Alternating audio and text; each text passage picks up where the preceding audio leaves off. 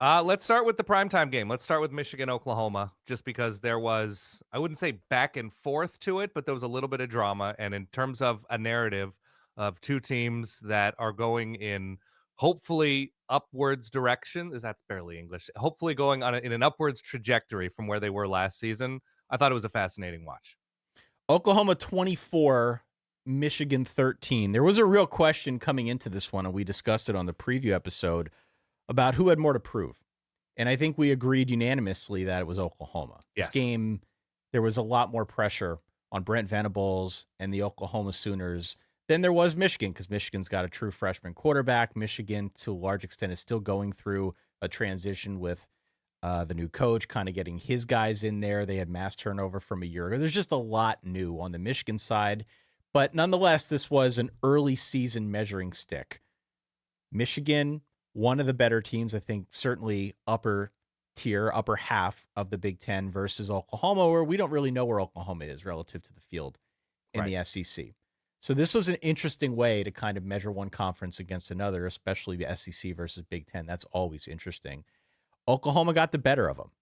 Oklahoma got the better of them. I'm curious to get your takeaways on what stuck out the most to you, because I feel like there were a bunch of key storylines that emerged from this one. Oklahoma physically smashed them. Let's oversimplify this. Oklahoma up front on defense got the better of Michigan up front on offense, which supposedly, I mean, not supposedly, has been Michigan's calling card these past few years. Their ability to dominate up front. Oklahoma up front was able to swarm and harass Bryce Underwood, and aside from a spectacularly good Justice Haynes, I think it was a 75-yard touchdown run, it was Oklahoma on defense. It was Oklahoma on offense, and even though the passing game was largely good from John MATEER, it was his ability as a dual threat to find lanes. Dude's just a warrior. Dude is Man, just like his ability to find grass, his ability to extend plays, his ability to say, you know what, screw it. I know my guy is there. I'm whipping it downfield. Like there were two games into the John MATEER experience in Norman, Oklahoma. Dude is dude has the shape of a folk hero. In terms of what he can be for Oklahoma ahead of this SEC schedule, which I believe starts relatively soon. yep. They're not a complete team. There's a lot to clean up for Oklahoma. You'd like to have, more consistent offensive weapons than maybe just Deion Burks, who was very good in this game, and they were getting a lot out of their backfield, both on the ground, and well, it was mostly through the air. But in terms of what he brings to a winning team, he's a thrill ride for this fan base. I couldn't imagine a team that's more excited to see what their quarterback ceiling is right now based on what he was able to do against a quality defense. Yeah, and you mentioned the ground game. It wasn't exactly a stellar performance on the ground for the Oklahoma Sooners, but I think what Mateer does on the ground is what makes him so dangerous. That And last drive was backbreaking. oh my gosh, and we can talk about elusive quarterbacks, and we joke all the time on this show about guys who have a little bit of Baker Mayfield in them. I mean, there's any number of different scrambling quarterbacks, elusive quarterbacks. But what I think makes Mateer unique, at least in the present, is his ability to change direction. Unreal. And they talked about it on the broadcast. I mean, he can stop on a dime. I'm reminded of that old Ike Hilliard play when he was playing in the bowl game for Florida and just sort of caught the ball and stopped and just instantly went the other direction. I mean, he's able to do that kind of stuff, and it clearly puts some defenders on skates. There was a question about whether or not, and I was one who posed it, I know a lot of others have as well, would he be able to go up against better teams? Because Right. played for Wazoo, no disrespect to Wazoo, that was a Mountain West schedule. You've heard me say that countless times at this point.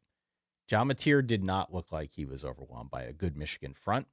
There will probably be better fronts in the SEC throughout the course of the schedule. It is a murderer's row that Oklahoma has to play this year, but he didn't seem like he was fazed by the situation. And No. he seemed like he was pretty composed back there. So the combination of him being so elusive, him bringing that added flair to the Oklahoma offense, with, I think, just in general, him looking pretty good and looking the part like a folk hero, Right. as you said, that's got to be just a huge relief if you're an Oklahoma fan, to feel like you've got a guy now that you can trust in.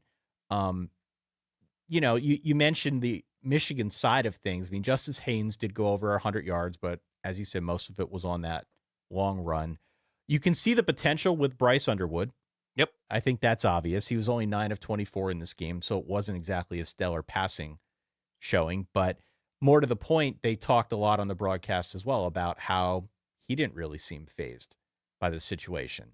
He obviously needs to clean up some stuff. He's obviously not a finished product. John Mateer has had more reps at this level.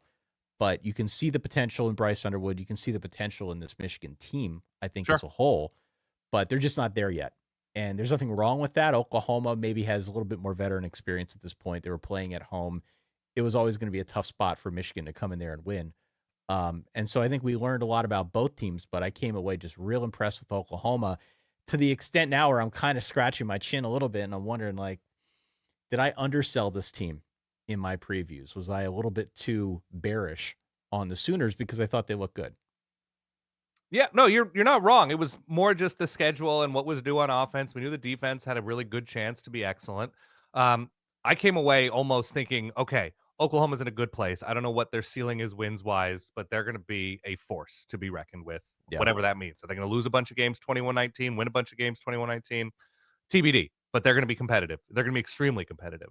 Michigan wise, I'm not so sure Sherrone Moore is a long-term coach in Ann Arbor. Well, that's a bigger question. And when I say I think you can see the potential on this team, I think you can look at the players and see that there are a number of guys here that got a really high ceiling.